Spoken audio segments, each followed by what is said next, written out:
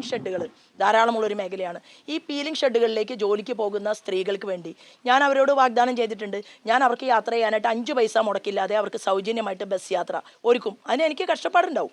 കാരണം കേന്ദ്ര ഗവൺമെൻറ്റിൻ്റെ സഹായവും അതുപോലെ തന്നെ കേരളത്തിൻ്റെ ആവശ്യമായിട്ടുള്ള ഫണ്ട് വിഹിതവും കൂട്ടിച്ചേർക്കാൻ വേണ്ടി നിരന്തരം കേരളത്തോട് സമ്മർദ്ദം ചെലുത്തേണ്ടി വരും. MP ആയി കഴിഞ്ഞാൽ എന്നുള്ള കാര്യത്തിൽ തർക്കമില്ല. കൂടാതെ വ്യക്തിപരമായിട്ടുള്ള എൻ്റെ ബന്ധങ്ങൾ മുഴുവൻ ഉപയോഗിക്കും എന്നുകൂടി ഞാൻ പറയുന്നുണ്ട്. ഇവിടെ തന്നെയാണ് ഇപ്പോൾ നമുക്കറിയാം, അതായത് ഇവിടെ പ്രത്യേകിച്ച് ഞങ്ങളുടെ ബണ്ട് എന്ന് പറയും, ബണ്ട്. ഈ ബണ്ട് തടയണ കെട്ടിയിട്ട് അത് എപ്പോഴും മട എന്നാണ് പറയുന്നത്. ആ മട അടർന്നു വീഴും. അപ്പോൾ ഈ മട അടർന്നു വീഴാതെ ശാസ്ത്രീയമായിട്ട് മട നിർമ്മിക്കാൻ എന്തുകൊണ്ടാണ് സാധിക്കാത്തത് ആലപ്പുഴയിൽ? ഇവിടെ തോട്ടപ്പള്ളി സ്പിൽവേ ഉണ്ട്. തോട്ടപ്പള്ളി സ്പിൽവേ തന്നെ അശാസ്ത്രീയമായിട്ടാണ് ഉണ്ടാക്കിയത്. അത് സത്യത്തിൽ നമ്മളിപ്പോൾ ഒരു കുഴി കുഴിച്ചു കഴിഞ്ഞാൽ ആ കുഴിയുടെ തൊട്ടിപ്പുറത്ത് ധാരാളം മണലുണ്ട്. ഒരു കുഴി നമ്മൾ രൂപപ്പെടുത്തുന്നു. തിരമാല പുറത്തേക്ക് ഇറങ്ങിക്കഴിഞ്ഞിട്ടാണ് കുഴി രൂപപ്പെടുന്നതെങ്കിൽ തിരമാല അടിച്ചു കഴിഞ്ഞാൽ ആ കുഴിയിലേക്ക് വരികയാണ്. അപ്പം മണൽ ഉൾപ്പെടെ വരും. അങ്ങനെ വരുന്ന സമയത്ത് ഈ കുഴിയിൽ നിന്ന് വീണ്ടും പറയും കർഷകർക്ക് ബുദ്ധിമുട്ടാണെന്ന് പറഞ്ഞ് ഈ കുഴിയിൽ നിന്ന് ഈ കരിമണൽ വാരിയെടുക്കാനുള്ള സംവിധാനത്തെക്കുറിച്ച് ആലോചിക്കുന്നത്. നേരെ മറിച്ച് എന്തുകൊണ്ട് ശാസ്ത്രീയമായിട്ടുള്ള തടയണകൾ നിർമ്മിച്ചുകൊണ്ട് ഇവിടുത്തെ കർഷകർക്ക് ആവശ്യമായിട്ടുള്ള സംവിധാനങ്ങൾ ഒരുക്കിയെടുത്തുകൂടാ? ഈ ചോദ്യം ഞാൻ ഇവിടുത്തെ കർഷകരുമായിട്ട് ഉന്നയിക്കുന്നുണ്ട്. അപ്പോൾ തീരശോഷണം ഇവിടെയുണ്ട്. ഈ തീരശോഷണം ഉണ്ടാകുന്ന സമയത്ത് മത്സ്യമേഖലയിൽ ഒരുപാട് ബുദ്ധിമുട്ടുകളുണ്ട്. അപ്പോൾ മത്സ്യപ്രവർത്തകർക്ക് വേണ്ടിയിട്ട് ഫിഷറീസിന് ആദ്യമായി നോക്കൂ, ഇന്ത്യയിൽ നരേന്ദ്രമോദിയുടെ കാഴ്ചപ്പാട് എന്താണ്?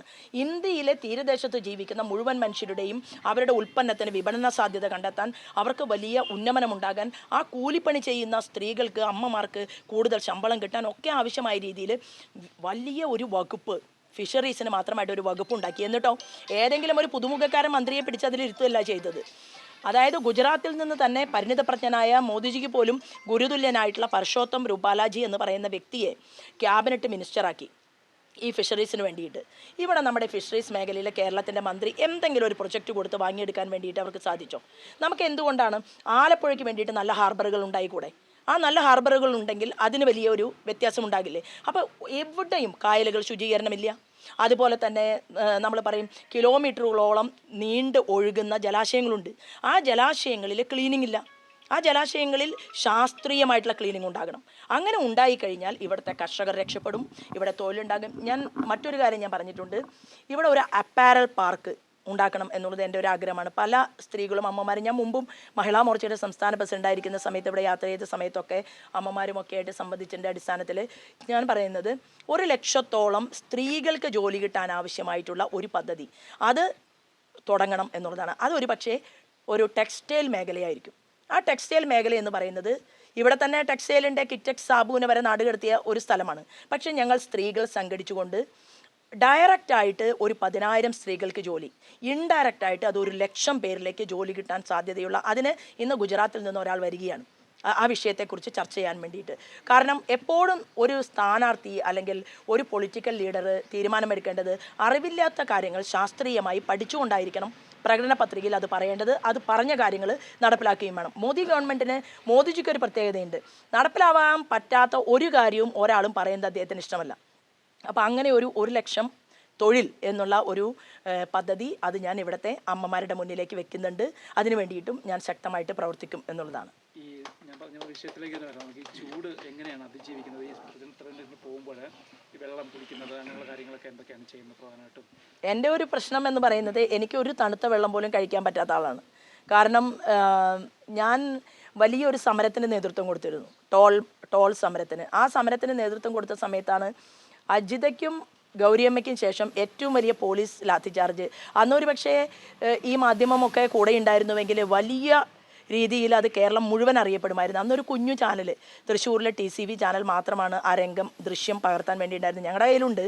അപ്പോൾ അന്ന് എനിക്ക് ഇവിടം മുതൽ ഇവിടം വരെ തലതല്ലി പൊളിച്ച്, പോലീസ് തലതല്ലി പൊളിച്ച് വലിയൊരു മേജർ സർജറി കഴിഞ്ഞ് ഞാൻ തൃശ്ശൂരിലെ എലൈറ്റ് ഹോസ്പിറ്റലിൽ ഒരാഴ്ചക്കാലം കിടക്കേണ്ടി വന്നു. അതിനെ തുടർന്ന് എനിക്ക് സംഭവിച്ചിട്ടുള്ളത്, തണുത്തത് കുടിക്കുന്നത് എനിക്കൊരു അതിന് സൈഡ് എഫക്റ്റ് ഉണ്ട്. കുറേ കാലം എനിക്ക് സ്റ്റെറോയിഡ് ചേർന്ന ഗുളിക കഴിക്കേണ്ടി വന്നു. അപ്പം എനിക്ക് എപ്പോഴും ചൂടുവെള്ളം മാത്രമാണ് കുടിക്കാൻ പറ്റുക. അപ്പോൾ ചൂടുവെള്ളം കുടിക്കുമ്പോൾ ചൂടുവെള്ളം കുടിക്കുന്ന ഒരാളുടെ അവസ്ഥ എന്താണ്?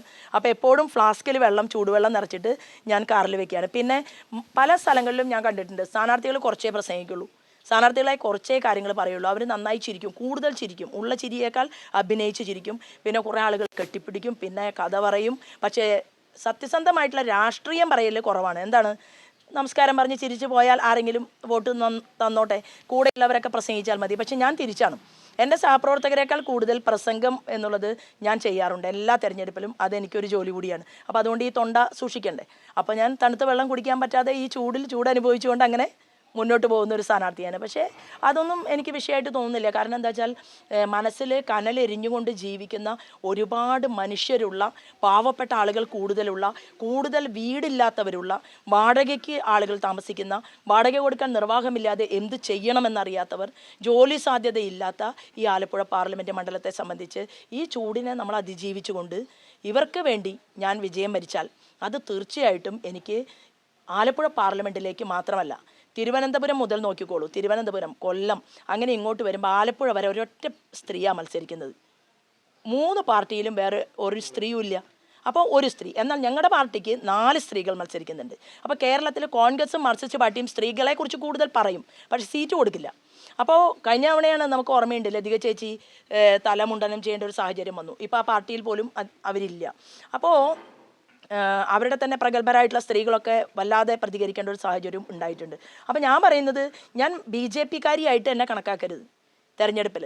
ഞാൻ BJP ആണ്. പക്ഷേ ഞാൻ പോകുന്നത് കേരളത്തിലെ മുഴുവൻ അമ്മമാരുടെയും കാര്യങ്ങൾ പാർലമെൻറ്റിൽ പ്രതിധ്വനിപ്പിക്കാൻ വേണ്ടിയിട്ടാണ് എന്നാണ് പറയുന്നത്. അത് തീർച്ചയായിട്ടും, കാരണം അമ്മയെ സ്നേഹിക്കുന്നവരാണല്ലോ മക്കൾ. അനുജത്തി എന്തായാലും ചേട്ടന് ഇഷ്ടമാണല്ലോ. വീടിനകത്ത് അമ്മ, സഹോദരി, മകള് എല്ലാവരെയും സ്നേഹിക്കാമെങ്കിൽ പൊതുമണ്ഡലത്തിലും സ്നേഹിക്കാം. അപ്പോൾ അങ്ങനെ എല്ലാവരുടെയും ഒരു സഹോദരിയായിട്ട് എനിക്ക് ഇവിടെ നിന്ന് വിജയിച്ച് പോകണമെന്നുണ്ട്. അതിനെന്നെ അനുഗ്രഹിക്കണം എന്നാണ് ഞാൻ ഇവിടുത്തുകാരോട് പറയുന്നത്. ഞാൻ കഴിഞ്ഞ കുറച്ച് ദിവസമായിട്ട് വെജിറ്റേറിയൻ ആയിരുന്നു. പക്ഷേ ഇപ്പം 2 ദിവസമായിട്ട് ഞാൻ വരുന്ന വീടുകളിൽ നോൺ വെജിറ്റേറിയനും തരുന്നുണ്ട്. അപ്പോൾ അത് കുറച്ച് കഴിക്കുന്നുണ്ട്. ഭക്ഷണം ഞാൻ കുറച്ചാണ് കഴിക്കുന്നത്. അതുപോലെ രാത്രിയിലും വളരെ കുറഞ്ഞ ഭക്ഷണം കഴിക്കുന്നു. വെള്ളം ഇടയ്ക്കിടയ്ക്ക് ഈ ചൂടുവെള്ളം തന്നെ ഞാൻ കുടിക്കുന്നുണ്ട്.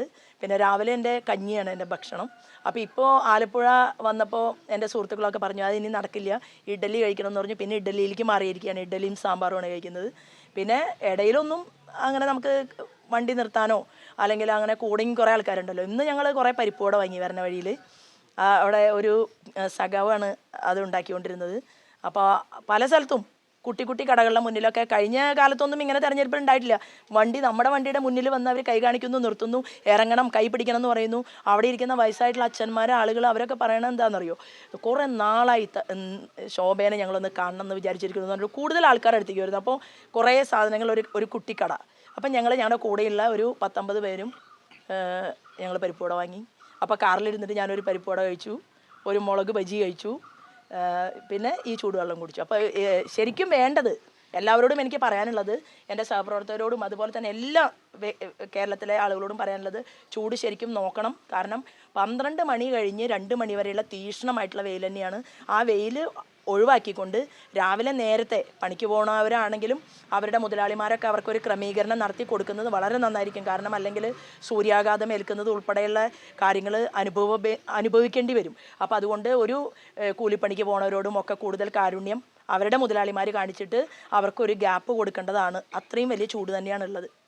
ആലപ്പുഴയുടെ ഒരു ഫീൽ എങ്ങനെ ഇരിക്കുന്നു? കുറച്ച് ദിവസമായാലും ഇപ്പോൾ ആലപ്പുഴ വന്നിട്ട് തെരഞ്ഞെടുപ്പിൽ ജനങ്ങളിൽ ഉണ്ടാകുന്നൊരു പ്രതികരണം, സ്നേഹം, അതൊക്കെ എങ്ങനെ ഇരിക്കുന്നു? അത് വളരെ സ്നേഹമുള്ള ആൾക്കാരാണ്. പ്രത്യേകിച്ച് മത്സ്യമേഖലയിലൊക്കെയാണ് നമ്മൾ പോകുന്നതെങ്കിൽ അവർക്കൊക്കെ ഇന്നിപ്പോൾ എൻ്റെ കൂടെ ഒരു ഫോട്ടോ എടുക്കണം. അപ്പോൾ കയ്യിൽ മീനായിട്ട് ആ മീൻ കൊട്ടയിലേക്ക് വാരി അത് പെട്ടി ഓട്ടോറിക്ഷയിലേക്ക് കയറുകയാണ്. അപ്പോൾ ഒരാളെ ഇറങ്ങുന്നേ ഇല്ല. അപ്പോൾ ഞാൻ പറഞ്ഞു അത് പറ്റില്ല, 2 ആൾ സെൽഫി എടുത്തല്ലോ, 3-ാമത്തെ ആൾ ഇറങ്ങണം എന്ന് പറഞ്ഞിട്ട് കൈ പിടിച്ചിട്ട് ഞാൻ തന്നെ താഴേക്ക് ഇറക്കി. അങ്ങനെ ഒരു സംഭവം ഉണ്ട്. അപ്പോൾ അവർക്കൊക്കെ ഭയങ്കര സ്നേഹമാണ്. പക്ഷേ അവർക്ക് അടുത്ത് വരാനും അവർ വിചാരിക്കുകയാണ് സ്ഥാനാർത്ഥി പ്രത്യേകിച്ച് എന്തെങ്കിലും ഒരു മെറിറ്റില്ല. പക്ഷെ എന്നെ കണ്ട് എന്നോട് മിണ്ടി കഴിയുന്ന സമയത്ത് ഇത്രയേ ഉള്ളൂ നമ്മുടെ ശോഭ എന്ന് പറഞ്ഞിട്ട് ഹാപ്പി ആയിട്ട് തിരിച്ചു വേണം. അപ്പോൾ നല്ല നല്ല സ്നേഹം ഉണ്ട്. എനിക്കിത് മുമ്പ് പറയാം, ഞാനിവിടെ ധാരാളം യാത്ര ചെയ്തിട്ടുണ്ട്. അതുകൊണ്ട് നല്ല ആൾക്കാർ, പൊതുവേ ഞാൻ പറയട്ടെ, എല്ലാ ആൾക്കാരുടെ ഇടയിലും നല്ല മനസ്സുണ്ട്. പക്ഷെ അവർക്ക് അവരുടെ ജീവിത പ്രാരാബ്ദം കൊണ്ട് ചിലപ്പോൾ ചിരിക്കാൻ സാധിക്കില്ല, ചിലപ്പോൾ നന്നായി പെരുമാറാൻ സാധിക്കില്ല. അതൊക്കെ മനുഷ്യരുടെ വേദനകളാണ്. അപ്പം അതങ്ങനെ ഒരു സ്ഥലത്ത് പ്രത്യേകത എന്ന് നമുക്ക് പറയാൻ സാധിക്കില്ല. അപ്പോൾ അവരെ സ്നേഹിച്ചാൽ, അവരുടെ കൈ പിടിച്ചാൽ, അവരോട് പറഞ്ഞ വാക്കുകൾ പാലിച്ചാൽ, അവരുടെ ഒരാളായിട്ട് നിൽക്കുമെന്ന് അവർക്ക് ഉറപ്പുണ്ടായാൽ അവർ സ്നേഹിക്കും.